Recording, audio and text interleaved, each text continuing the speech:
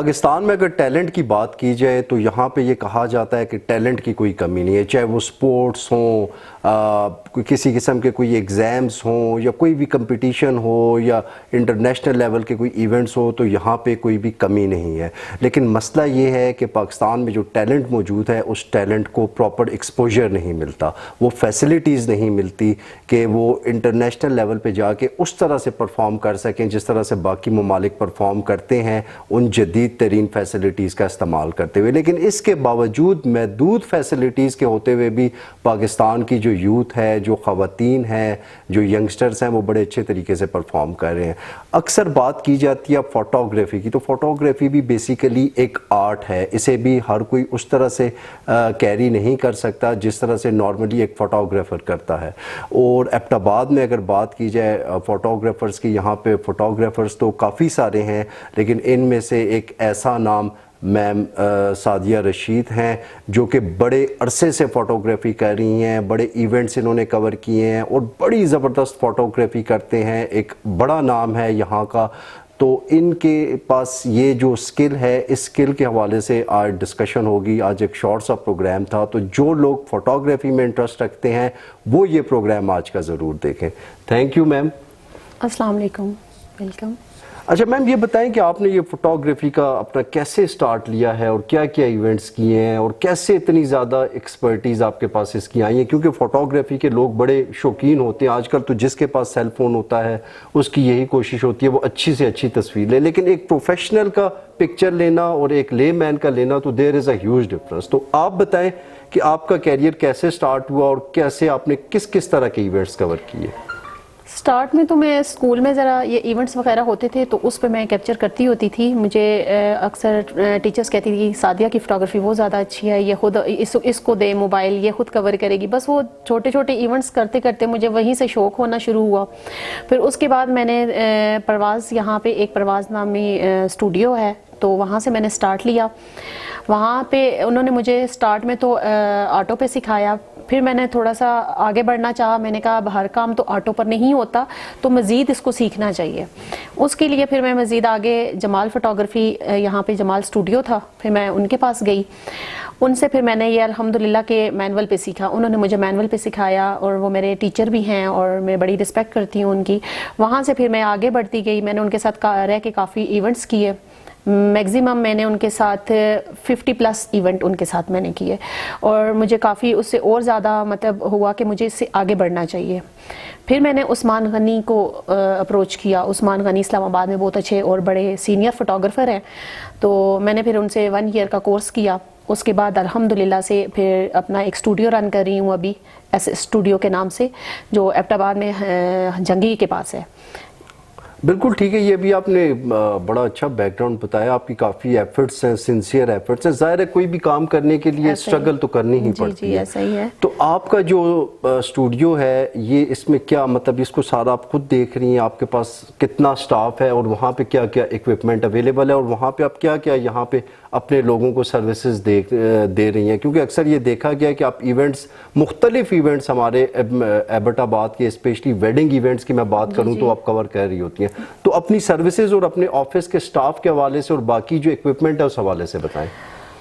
اچھا، سب سے پہلے تو میں یہ بتاؤں گی کہ میرا اس فیلڈ میں میرے ماشاءاللہ سے 7 to 8 ایئرس ہو گئے ہیں، ٹھیک ہے، اور میں نے 2017 سے میں نے اس کو سٹارٹ کیا تھا، اور میرے پاس ماشاءاللہ سے فیمیل سٹاف اور میل دونوں سٹاف موجود ہیں۔ جہاں پہ ہم لوگ، ہمارے ایبٹ آباد کا ایریا اسپیشلی ایسا ہے کہ جہاں پہ فیمیل کو زیادہ پریفر کیا جاتا ہے، کیونکہ یہاں کا ماحول اور اس طرح کی چیزیں کو لے کے تو زیادہ وہ اس چیز کو پریفر کرتے ہیں کہ ہم فیمیل سٹاف، اسکوپ زیادہ ہے، تو اس لیے وہ فیمیل کو ہائر کرتے ہیں۔ میرا جو سٹاف ہے وہ بھی کافی کوآپریٹو ہے، میرا بڑا ساتھ دیا ان لوگوں نے بھی۔ اور میرے ساتھ یہ ہے کہ میرے پاس مختلف قسم کے کیمراز ہیں جو ویڈیو اور فوٹو، ڈرون ہے جس میں مطلب شامل ہے، بڑی لیٹسٹ، جس میں گمبل ہے، ہمارے پاس گمبل ہے، مونو پارٹ ہے۔ جہاں پہ ہمارے پاس یہ کلائنٹ کی ریکوائرمنٹس ہوتی ہیں جس طرح کہ ہمیں جی ڈرون چاہیے, ہمیں گمبل چاہیے, ہمیں مونوپارٹ سے چاہیے, وہ اس پیکیجز کے حساب سے پھر ہم لوگ ان میں پرووائڈ کرتے ہیں. چاہے وہ گمبل کی ریکوائرمنٹ رکھتے ہیں تو ہم گمبل کے اس سے شارٹس لیتے ہیں, اگر وہ کہتے ہیں ہمیں ڈرون چاہیے تو ہم ڈرون سے کرتے ہیں, جس میں مختلف قسم کی کیمراز ہمارے پاس موجود ہیں. کینن ہے ہمارے پاس, سونی ہے ہمارے پاس, سونی A7 III الحمدللہ اس وقت جو اس ٹائم ٹاپ پہ جا رہا ہے وہ Z4 ہے, اور اس طرح مختلف کیمراز ہیں, سونی ہے, کینن ہے, جو جس طرح, لیکن ہمیں اس ٹائم جو ہے کہ میں کینن یوزر ہوں. اب بالکل ٹھیک ہے. اچھا آپ یہ اب اگر کوئی ایک اچھا فوٹوگرافر بننا چاہے, مطلب جس طرح سے آپ جس فیز سے گزری ہیں, آپ نے جتنی اسٹرگل کی ہے, اسی طرح کوئی ینگسٹر آپ کو بھی اس ٹائم دیکھ رہا ہو اور اس کی یہ خواہش ہو کہ میں ایک اچھا فوٹوگرافر بن جاؤں, تو اس کے لیے ایسی کیا مطلب ٹپس ہوں گی جو مین مطلب ایک امپورٹنٹ رول پلے کریں گی؟ وہ کون سی ٹپس ہوں گی جو آپ ینگسٹرز کو دینا چاہیں گی, یا جو بھی اس فیلڈ میں آنا چاہتے ہیں, چونکہ آپ کا تو ایکسپیرینس بھی ہے, ایک اچھا نام بھی ہے آپ کا یہاں پہ, تو اس حوالے سے کوئی ٹپس دیں ینگسٹرز کو. ان کے لیے تو میں یہی کہنا چاہوں گی کہ سب سے پہلے تو اس فیلڈ میں محنت بہت ضروری ہے, محنت اور ہانیسٹی بہت ضروری ہے. اور آپ سب سے پہلے کہ آپ ایک ڈیلنگ رکھیں, ایک ڈیل آپ اگر کلائنٹ کو اچھا کرتے ہیں تو انشاءاللہ آپ کا کلائنٹ بھی کہیں نہیں جاتا, اور دوسرا اگر آپ اس کو اچھی فیسلٹیز دیتے ہیں, اچھا کام دیتے ہیں, تو وہ کلائنٹ آپ کا دوبارہ کہیں اور نہیں جائے گا, وہ دوبارہ آپ ہی کے پاس آئے گا.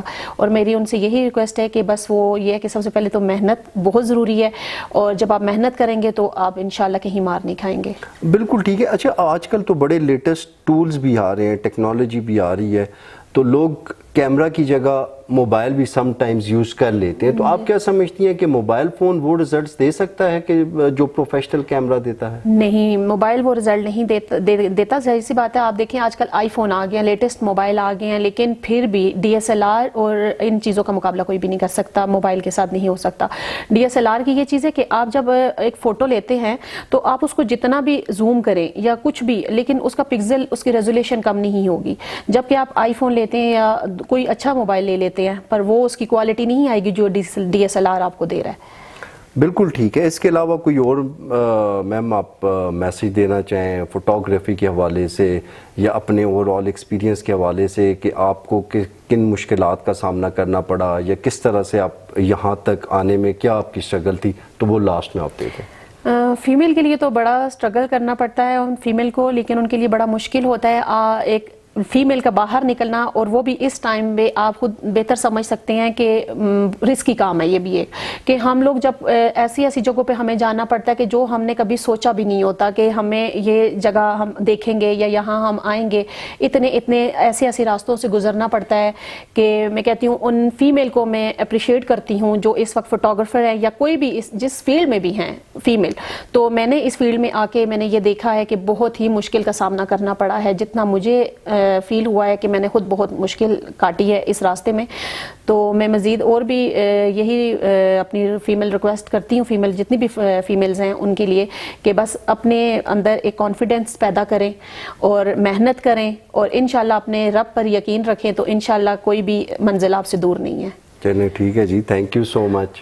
ویلکم. جی آپ نے دیکھا کہ آج میم سعدیہ ہمارے ساتھ موجود تھی, فوٹوگرافی کے حوالے سے بات کر رہی تھی, اور انہوں نے بتایا کہ کیسے ان کی لائف میں یہ اسٹرگل کہاں سے سٹارٹ ہوئی, کیا ان کو اپس اینڈ ڈاؤنس دیکھنے پڑے, اور یہ بڑا ان کا ایک اچھا نام ہے یہاں پہ.